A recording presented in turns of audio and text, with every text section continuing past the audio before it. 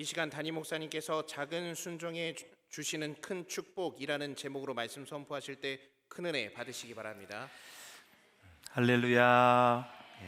산부 예배에 오신 여러분 한 분 한 분을 주의 이름으로 축복합니다. 우리 옆 사람과 기쁘게 인사 나누겠습니다. 오늘도 하나님의 음성을 들읍시다. 다시 한번 이렇게 축복하세요. 당신의 삶에 기적이 일어나기를 바랍니다.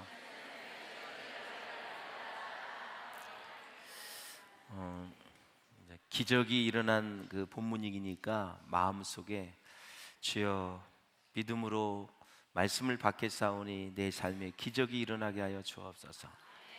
질병이 거실금 다 깨끗하게 치료해 주시고, 경제적인 문제를 가진 사람은 해결이 되시기를 바라고, 자녀가 주님께 돌아오시기를 바라고, 여러 가지 인생의 고뇌에 쌓인 인생의 많은 문제들이 다 오늘 기적의 역사가 일어나기를 주의 이름으로 축원합니다.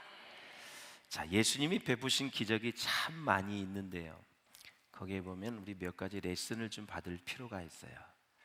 그냥 보기보다는 나름대로의 우리가 배울 점이 있어요. 자, 먼저 예수님의 기적은 인위적이지 않다. 항상 자연스럽다. 그분은 전지전능하신 하나님의 아들이시고 하나님이시기 때문에 자연스러울 수밖에 없죠. 사랑하는 여러분, 현대인의 삶이 외롭고 고독한 이유가 뭘까요? 왜 그럴까요? 왜 고독하고 외로울까? 너무나 인위적인 게 많아요. 지나치게 남의 시선을 의식하기 때문에 외롭고 고독할 수밖에 없어요. 또 예수님의 기적을 보면 예수님은 뭐 예루살렘이나 나사렛이나 큰 도시를 배경으로 많은 군중 앞에서 야 봐라 내가 하나님의 아들이야 막 과시용으로 기적을 베풀지는 아니하였다라는 거예요. 우리의 신앙도 한번 살펴보면 쇼맨십이라든가 과시적인 것이 되어서는 안 된다. 너무 부풀려서 얘기할 필요도 없고 항상 모든 일에는 진정성이 있어야 된다. 그렇게 될 때에 사람이 감동을 하고 또 자기 자신도 신앙에 유익이 될 수밖에 없다. 또 기적의 현장을 보니까 사람이 기적을 일으키는 것이 아니라 하나님이 일으키신다. 할렐루야. 하나님이 기적을 일으키실 때 항상 어떤 사람을 개입시키냐면 영적인 감각이 있는 사람을 개입시킨다라는 거예요. 아주 중요한 거예요. 오늘 본문을 예를 들면 마리아와 시중들은 하인들이에요. 이 사람들이 영적인 감각이 있는 사람들이에요. 병든 사람들, 가난한 사람들, 절망하는 사람들에게 기적을 나타나게 하는 도구가 되려면 믿음이 있어야 되고 순종이 있어야 되고 헌신이 있어야 되고 영적 감각이 있는 지혜를 가지고 나아가야 된다. 은혜가 있으시기를 주의 이름으로 축원합니다. 또한 예수님의 기적은 항상 두 가지와 관계가 있습니다. 릴레이션, 관계. 그리고 두 번째는 때가 있습니다. 크로노스와 카이로스가 있는데 또 다른 시간도 있지만 카이로스, 하나님의 때예요. 우리와의 관계를 하나님은 요구하시거든요. 그럼 관계란 무엇일까? 그게 믿음입니다. 믿음. 포도주가 떨어진 것이 나와 당신에게 무슨 관계가 있다고 그러십니까? 관계를 얘기하고 있어요. 그러면 지금 마리아와 예수님은 육신의 어머니와 아들입니다. 육신의 어머니와 아들 가지고는 되지 않아요. 지금부터 예수님이 이 기적을 통해서 나는 당신의 육신의 아들이지만 앞으로 하나님의 아들로, 하나님으로, 메시아로 앞으로 공생애를 하겠다는 선포이거든요. 이따가 또 이제 같이 자세히 보실 거예요. 그래서 주님과 사람 사이에, 예수님과 사람 사이에 믿음의 관계가 형성된 이후에 기적을 일으키신다. 내 믿음대로 될지어다. 계속 예수님께서 많은 병자들을 치료하실 때 내 믿음대로 될지어다. 하나님과 인간의 관계를 볼 때 하나님의 때가 기적을 베푸는데 중요한 요소가 된다라는 거죠. 믿음이 있어요. 바로 기적이 나타나는 것이 아니라 하나님의 때에 역사가 일어난다. 그래서 이 신앙은 해석이거든요. 주님의 뜻을 잘 해석하면 인생은 즐겁게 살아갈 수가 있어요. 해석이 엄청 중요한 거예요. 여러분들에게 하나님의 영, 성령이 충만하셔서 날마다 기적의 역사가 일어나기를 바라고 믿음으로 주님께 나아가는 은혜의 역사가 있기를 주의 이름으로 축원합니다. 요한복음은 예수님이 행하신 많은 기적 중에서 특별히 7개를 선택을 해서 소개하고 있어요. 목적은 단 한 가지, 예수가 하나님의 아들이고 메시아임을 나타내는 데 목적이 있다. 오늘 본문이 바로 예수님이 처음으로 행하신 기적인데 갈릴리 가나입니다. 가나. 저기 갈릴리 호숫가 바닷가가 있지요. 보면은 나사렛에서 북쪽으로 131km 떨어진 곳이 바로 갈릴리 가나가 있습니다. 가나. 거기에서 기적이 일어난 거예요. 예수님이 북쪽 갈릴리 지방에서 이렇게 자라나시고 성장했기 때문에 사실 그쪽에 혜택이 많이 주어진 거예요. 물론 이제 수도가 예루살렘으로 와서 또 이제 유월절도 지키고 예루살렘으로 남쪽으로 내려오긴 하지만 예수님이 북쪽에 계심으로 많은 북쪽에 있는 병자들이 치유받고 영적으로 혜택을 입은 것은 사실입니다. 물론 메시아로서 이 땅에 우리를 위해 죽어주셨기 때문에 지금 용인 땅에 고림동까지 비전교회까지 이렇게 와서 구원받고 예배할 수 있다는 것은 놀라운 은혜이죠. 그래서 여러분 주위 곁에 믿음이 있는 사람이 있는 것이 굉장히 큰 축복입니다. 순종을 잘하는 사람이 있는 것이 엄청 큰 축복입니다. 불순종하고 늘 염세적이고 그 다음에 그냥 이렇게 살아가는 사람이 주위에 있으면 힘든 거예요.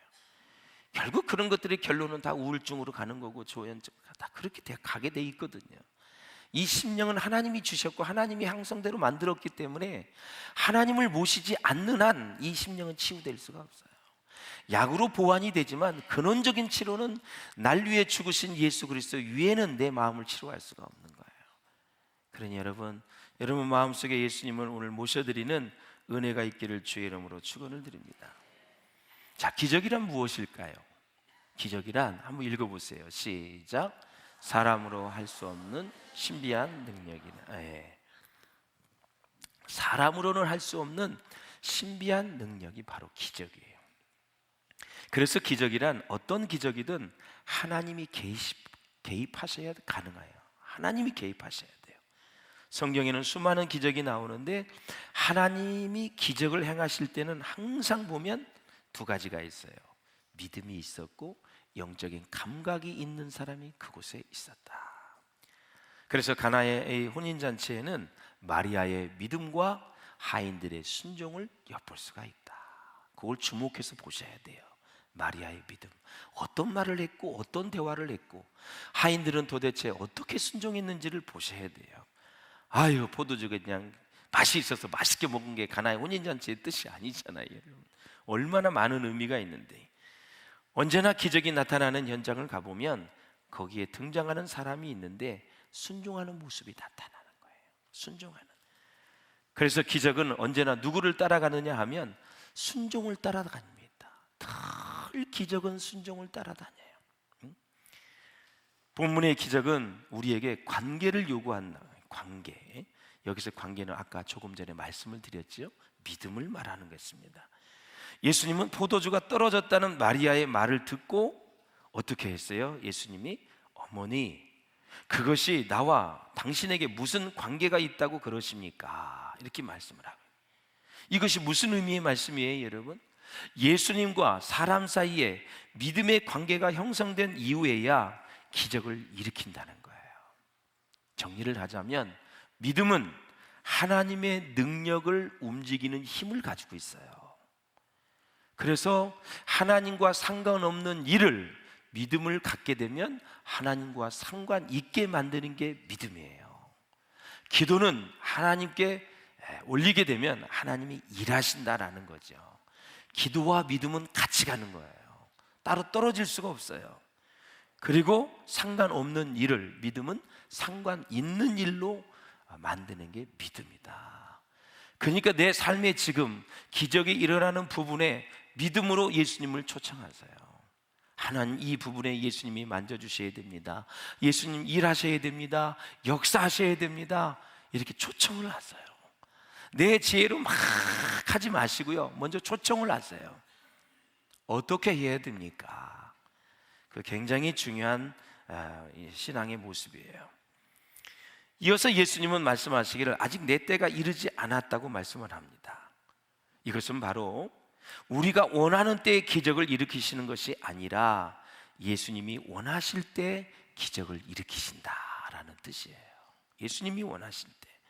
그래서 기적을 일으킬 때 가장 중요한 요소는 하나님과 인간의 믿음의 관계가 되어야 되고 하나님의 때가 이르러야 기적이 일어난다. 예수님은 그분의 영광을 나타내는 첫 표적을 행하셨는데 때는 언제냐? 1절에 보면은 사흘째 되던 날이다. 그러면 이 사흘은 언제를 얘기하느냐? 두 가지 견해가 있어요. 예수님이 12제자를 택하신 이후에 사흘째 되던 날이다. 어떤 학자는 나다네엘이 예수님의 제자가 된 날을 기준으로 계산이 된 날짜이다.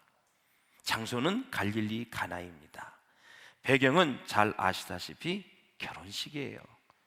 이번 주 돌아오는 날 우승한 장로님 아들이 결혼을 하는데 결혼식이에요. 결혼식을 하는 가정, 이 말씀 잘 들으시길 바랍니다. 초대받은 사람은 예수님과 그의 제자들이에요. 예수의 어머니 마리아가 잔치집에 초대받은 것이 아니라 다른 이유로 혼인집에 있었음을 또 알 수가 있는데, 이어지는 구절에서 보면 마리아가 혼인잔치에 포도주가 떨어진 것을 걱정한 것으로 보아서 이 집안과 친인척 관계임을 우리가 추측해 볼 수가 있어요. 전설에 따르면 마리아가 신랑의 이모였다 이렇게 전해지고 있고요. 요셉에 대한 언급이 없는 것을 보면 이미 이 잔치를 할 때 요셉은 하늘나라로 간 것으로 보여지고 있어요. 오래오래 행복하게 잘 사시기를 바랍니다. 할렐루야. 그리고 예수의 어머니와 이 사도 요한의 어머니가 자매지간이었다. 그래서 유명한 성서학자 윌리엄 바클리에 의하면 그 결혼 당사자는 누구냐? 바로 예수의 이종 사촌인 이 복음서의 저자인 사도 요한 자신이라고 말합니다. 저도 이 견해에 동의를 하는 사람이에요. 그러한 기록의 설득력을 가지고 있는 근거가 뭐냐면 이 결혼식의 이야기가 너무 자세하게 기록되어 있어서 사도 요한이 목격자가 틀림이 없다고 보기 때문에 그래요. 또 하나는 그 집의 하인들이 마리아의 말이라면 무엇이든 지금 복종하고 있다는 사실을 우리가 볼 수가 있습니다. 아무튼 여러분, 누가 신랑이냐가 중요한 것이 아니라 예수님의 첫 번째 기적이 가나의 결혼식에서 일어난 것은 우리에게 많은 것을 깨닫게 해주고 있다. 할렐루야. 그러므로 가장 중요한 이 기적의 핵심이 뭐냐면 예수님께서 물을 포도주로 만드시는 표적을 통해서 그분이 장차 천국 잔치를 베푸실 영광스러운 존재임을 보여주고 있다. 여러분, 계시록에 보면 오늘 말씀 말미에도 나와요. 어린 양의 혼인 잔치에 우리가 다 참여하게 될 거예요. 할렐루야. 얼마나 영광스럽고 얼마나 위대하고 얼마나 행복한지 상상이 안 갈 정도입니다. 이 땅의 결혼은 우리 이번 주 결혼하는 사람한테 미안하지만 다 푸른 꿈을 가지고 그냥 허니문도 좋고 막 좋아하다가 얼마나 깨지는 가정도 많고 싸움도 많이 하고 이루 말할 수가 없어요. 그래서 하나님이 이끄시는 가정이 되지 않으면 굉장히 리스크가 많은 게 부부입니다. 이번 주 결혼하는 가정은 끝까지 행복할 수 있기를 주의 이름으로 축복합니다. 그러려면 신앙생활 잘해야 돼요. 썬데이 크리스찬이 되면 안 돼요. 기도도 배워야 되고 순종도 배워야 되고 하나님의 사랑도 배우셔야 되고 다 우리가 부단히 하나님의 말씀과 기도를 통해서 거룩해진다고 말씀하셨으니 하나님께 초점을 맞추고 살아야 여러분 오래오래 영원히 행복할 수가 있다라는 거죠. 성경은 기적의 예찬이거든요. 인간의 힘으로는 나올 수 없는 병을 하나님께서 치유해 주신 거. 얼마나 병자가 많이 나오는데 예수님이 불치병을 다 치유해 주십니다. 그 기적이 오늘 일어날 수 있기를 주의 이름으로 축원을 드립니다. 또한 인간의 힘으로 도저히 변화시킬 수 없고 새롭게 할 수 없는 사람을 하나님이 변화시켜 주십니다. 인간의 힘으로는 도저히 갈 수 없는 고난의 길들을 하나님께서는 가도록 만드신다. 그렇게 본다면 성경은 온통 기적과 이적에 관한 이야기인 것입니다. 세상은요, 하나님을 믿지 않아요. 믿지 않아요. 예. 그리고 하나님의 기적도 믿지 않습니다. 그러나 예수를 영접한 믿음의 성도는 하나님을 믿지요. 하나님의 기적도 믿습니다. 여러분 믿으시죠?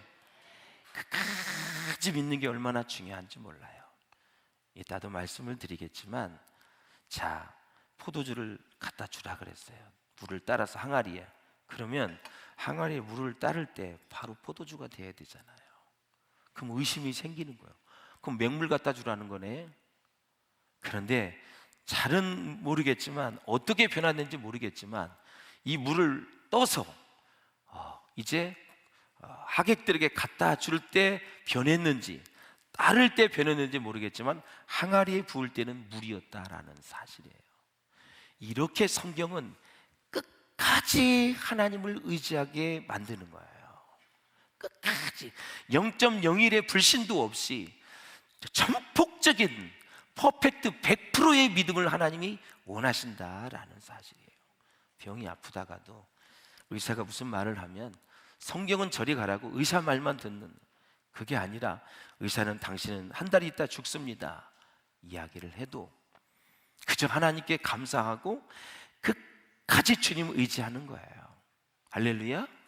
고쳐지지 않는다 할지라도 그 믿음과 의지가 있었기 때문에 하나님 기쁘게 보시는 거예요. 이해가 되시죠? 예. 여러분, 사랑하는 여러분, 의사는 꼬맬 수는 있지만 아물게 하시는 것은 하나님이 하시는 거예요. 저도 어금니 안쪽에 하나가 끝에 자락이 금이 가가지고 이렇게 완전히 뽀개졌어요. 그래서 지난주에 발치를 하고 이 안을 꼬맸어요. 3시간 동안 거즈를 탁 물고 있으라 그래서 물고 있었어요. 또 말도 못하고 피도 많이 나오고 그러더라고요. 여기를 그냥 마취를 하고 꼬매는데 어떻게 저렇게 이렇게 꼬매가지고 이렇게 아물어 들을까. 꼬매는 건 의사가 하지만, 항생제도 의사가 주지만 이 살이 붓게 하는 거는 누가 하는 거예요? 하나님이 하시는 거예요. 나는 심었고 아볼로는 물을 주었으되 자라나게 하시는 분은 하나님이에요. 올해 비가 많이 와서 배추 농사가 안 됐다는 이야기를 들었어요. 고추 농사도 별로라고 들었어요. 그래서 하우스에 있는 것만 좋았지 지금 들판에 있는 것들은 많은 해를 입었다는 것을 제가 보고를 들었어요. 사랑하는 여러분, 제가 계속 말씀을 드리는 것은 인간이 할 수 있는 것은 믿음으로 순종하는 거고 그 후에 역사하는 것은 하나님의 주권이다. 할렐루야. 사랑하는 여러분, 예수를 영접한 믿음의 성도는 그래서 하나님을 믿는 것이에요. 그래서 기적을 믿는 거예요. 사랑하는 여러분, 예수님께서 가나의 결혼식에서 첫 번째 기적을 베푸신 동기가 참으로 흥미롭습니다. 단순하게도 포도주가 떨어졌기 때문입니다. 3절을 한번 읽어보실까요? 3절 시작. 포도주가 떨어진지라 예수의 어머니가 예수에게 이르되 저들에게 포도주가 없다 하니. 아멘. 설교를 듣는 여러분 중에서는 혹시 이렇게 생각할 수도 있을 것입니다.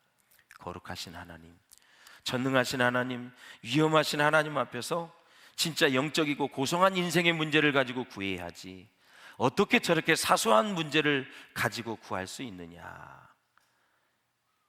포도주, 사실 포도주가 떨어진 거 이거 죽고 살 문제는 아니잖아요. 어찌 보면 있어도 그만 없어도 그만 아주 사소한 문제였습니다. 잔치하다 보면 포도주가 남을 수도 있고 떨어질 수도 있지요. 제가 세 딸을 결혼시켜 하면서 제일 어려웠던 부분은 하객들이 몇 명이 올까. 그래서 식사를 몇 분을 주문을 해야 되나. 진짜 그게 어렵더라고요. 아마 결혼식을 해보신 분들은 아실 거예요. 300명이 올래나 200명이 올래나 500명이 올래나 1000명이 올래나 계속 뷔페 사장하고 이 계약을 해야 되는데, 계약을 하면 그 돈을 다 줘야 되잖아요. 안 먹어도. 그러니 적절하게 딱 그냥 하객들이 나 가요 안 가요 의사를 표시해 주면 얼마나 좋아요. 그러니 도대체 몇 명을 해야 되는지 이거 참 어려운 문제예요. 그래서 저는 항상 넓게 잡아라. 돈을 많이 지불하더라도 우리 사랑하는 딸 결혼식을 하는데 굶고 가서는 안 된다. 더 지불을 하더라도 그 지불하는 돈보다 그 인간관계가 더 중요하기 때문에 넉넉하게 해라. 그렇게 해서 제가 이제 했는데 모르겠어요. 부족한 건 없는 줄 알고 있는데 아무튼 예측하기가 어려운 거예요. 포도주가 오늘 본문에 보니까 생각보다 하객이 많이 왔는지 어떻게 된 사연인지 모르지만 포도주가 떨어졌어요. 결국은 예측을 벗어난 거죠. 이런 상황에서도 이제 갈등이 생길 수밖에 없고, 그 잔치가 정말 끝머리까지 유종의 미를 거두어야 되는데 포도주가 떨어졌으니 얼마나 힘들어요. 당시에 유대인들은 일주일 동안 잔치를 했어요. 그러면 일주일 동안 포도주를 먹을 수 있는 양이 돼야 되는데 벌써 포도주가 떨어졌으니 걱정이 이만저만이 아닌 거죠. 참 예수님은 이러한 사소한 부분에까지 간섭을 하시고 또 아주 자상하시면서 따뜻한 분이시구나. 잔치집의 이 문제를 해결해 주시고 그가 메시아임을, 구세주의임을 드러내는 걸 보면은 우리 일상생활의 작은 일도 여러분 다 기도하면서 예수님 앞에 가지고 나아가면 우리 주님께서 해결해 주실 줄로 믿습니다. 우리는 큰 일만 기도하는 게 아니에요. 작은 일도 마음으로 읊조리면서 주님 이런 문제가 있어요. 어떻게 해야 될까요? 또 이 사람 만나는데 무슨 말을 해야 되지요? 화해하고 용서해야 되는데 어떻게 해야 됩니까? 계속 주님께 묻고 주님의 능력과 지혜를 받아서 여러분 살아가야 우리는 승리할 수 있다라는 사실이죠. 할렐루야. 사랑하는 여러분, 정말 그렇습니다. 예수님께서 우리에게 주시려고 하는 것이 이 잔치와 같은 풍성한 삶이기 때문에 작은 일도 그렇게 사소한 문제도 해결해 주시는 예수님이시다. 저와 여러분이 풍성하게 살기를 원하셔요. 그런데 우리는 살다가 잘 나가다가 실수를 해서 어려운 잘못된 결정을 해가지고 재정도 다 잊어버리고 물질도 잊어버리고 이럴 때가 많이 있어요. 재정이 잃어버릴 때는 몇 가지 이유가 있어요. 첫째, 게으른 거 있어요. 경제학적으로. 또 신앙 잠언서에 보면은 둘째, 잘못된 판단과 결정을 해서 잊어버릴 때가 많이 있는 거예요. 그리고 잘못된 사기꾼을 만나서 했다는 것은 영적인 분별력을 가지고 우리가 해야 되고, 그리고 친한 관계다 할지라도 우리는 말씀대로 살아야 되는데 그 정에 못 이겨서 보증을 서줬다든가 이런 것을 해서 많은 것을 잊어버리는 거예요. 끝까지 하나님의 사람은 말씀을 고수해야 하나님께서 그 삶을 지켜주시고 인도해 주신다는 사실을 잊지 말고, 눈앞에서 내가 힘들어할 거 생각하지 마시고 모든 것은 다 하나님 안에서 신중하게 생각하고 지혜를 우리가 계속 구하면서 계속해서 두드리면서 가야 우리가 실수를 줄일 수 있다라는 사실이죠. 사람이 사기를 맞을 때 심리학적으로 이렇대요. 그냥 막 돈이 벌어질 것이 생각이 되어지고 막 내 수중에 들어올 것을 생각을 한대요. 그리고 나서 이제 딱 사업도 시작을 하면은 이거 잘 될래나 안 될래나 달라진다는 거죠. 그러니까 사람이 이렇게 간사하고 어리석은 게 결정을 내리질까지는 막 기분이 좋아서 막 떼돈을 벌 것처럼 막 이렇게 생각이 되어지다가 딱 결정을 내리면 정신이 제대로 와가지고 이거 잘 될까? 이게 될까? 하면서 그때부터 이제 또 걱정 의심을 하는 거죠. 그렇게 그 사업 하지 말라 그랬는데 막 대출을 받아가지고 했어요. 막 모를 게 생각이 되는 거야. 이거 차리면 막 대박이 날 것 같아요. 근데 딱 차리고 나면 그때부터 이제 걱정 근심이 시작된다는 것이죠. 그러므로 사랑하는 여러분, 뭔가 하나를 시작할 때 많이 기도하시고 자문도 많이 구하시고 그 분야의 전문가도 상의도 하시고 마지막에는 담임 목사님과 영적 지도자와 깊은 교감을 가지고 그렇게 하셔야 된다. 담임 목사가 세상살이를 뭐를 알겠어요. 그러나 하나님이 세우신 영적 지도자이기 때문에 같이 기도하면서 목사님 이런 일은 어떻게 생각하세요? 저런 일은 어떻게 생각하세요?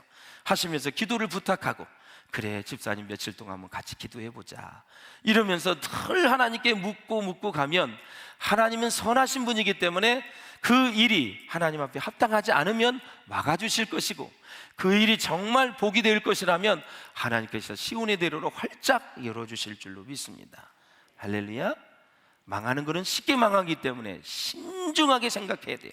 버는 것은 너무너무나 힘들고 어렵기 때문에 그것을 지키고 누리고 살려면 말씀 안에서 늘 깨어서 기도해야 되고 계속해서 상황을 밟으면서 신중하게 징검다리를 건너는 것처럼 하셔야 된다라는 사실이죠. 사랑하는 여러분, 그렇습니다.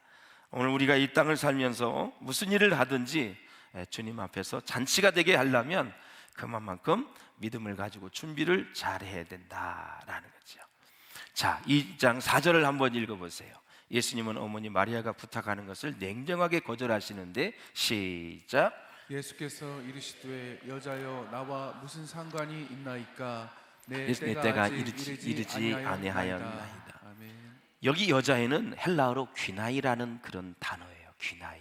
그래서 존경으로 쓰이는 말이에요. 부인이요, 지 어머니한테 지금 하는 거예요. 예수가 한 여인의 사적인 아들이 아니라 이제는 당신의 육신의 아들이 아니라 만민의 메시아로 지금 내가 활동을 시작했다. 선언이에요. 선언. 나는 하나님의 아들이다. 사실 예수님이 첫 기적을 일으키시는데 중요한 역할을 한 사람은 마리아거든요. 그래서 마리아는 포도주가 떨어진 것을 발견하고 그 대응하는 것을 보면은 기가 막힙니다. 섬세한 영적인 감각을 가지고 세심하게 다가가는 그런 모습을 우리가 볼 수 있다라는 것입니다. 사랑하는 여러분, 예수님이 그렇게 얘기해도 그의 어머니 마리아는 그 말씀에 서운해하지 않았어요. 쌀쌀하게 말씀하셨지만 마리아는 그분이 믿음을 요구하신다는 것을 깨달았어요. 믿음을 요구하신다는 것. 자, 그 증거를 보세요. 5절을 보세요. 시작. 무슨 말씀을 하시든지 그대로 하라. 아멘. 믿음을 요구한다는 것을 딱 알아차린 거예요. 믿음을 통해 기적을 일으키시는 것을 볼 수 있는데요. 내 믿음대로 되리라. 내 믿음이 너를 구원하였느니라. 마가복음 9장 23절에도 할 수 있거든이 무슨 말이냐? 믿는 자에게는 능히 하지 못할 일이 없느니라. 빌립보서 4장 13절에도 내게 능력 주시는 자라서 내가 모든 것을 할 수 있느니라. 기적을 일으키기 위해서는 재료가 필요합니다. 가까운 곳에 돌 항아리 6개가 있었습니다. 예수님은 하인들에게 유대인의 정결 예식을 위하여 2-3통 드는 양을 채우라고 말씀하십니다. 한 통은 40리터예요. 생각하면서 설교를 들으세요. 오병이의 기적의 재료는 보리떡 5개와 물고기 2마리였습니다. 사랑하는 여러분, 엘리사가 가난한 과부가 굶주렸을 때 빈 기름병을 가져오라 그랬어요. 이것은 곧 헌금을 얘기하는 거예요. 믿음으로 드리는 헌금을 통해 하나님 나라와 세계 선교의 엄청난 역사를 이루신다라는 사실이죠. 아브라함에게 말씀합니다. 갈대아 우르를 떠나라. 그때 아브라함이 떠났는데 하나님의 말씀이 타당했기 때문에 떠난 것이 아니라, 타당했기 때문에 순종한 것이 아니라 그 약속을 믿었기 때문에 떠난 것이에요. 할렐루야. 모든 일이 타당한 가운데 우리가 예측하는 것은 모든 사람이 다 알 수 있지만 불합리하고 상황이 안 될 것 같고 어떻게 물을 여러분 포도주로 만들 수가 있겠습니까? 이렇게만 된다면 이 술 장사하면 대박 난 겁니다. 여러분, 기도만 하면 여러분 물이 포도주로 된다면 포도주 팔아서 여러분 수백조 원의 부자가 될 수가 있습니다. 이것은 사람이 할 수 있는 일이 아니라 하나님만 할 수 있는 일이다. 할렐루야. 이 일이 믿음의 순종을 통해서 이루어졌다라는 사실이죠. 여러분, 그래서 정리를 하자면 우리의 일을 주님의 일로 만들어야 된다는 것입니다.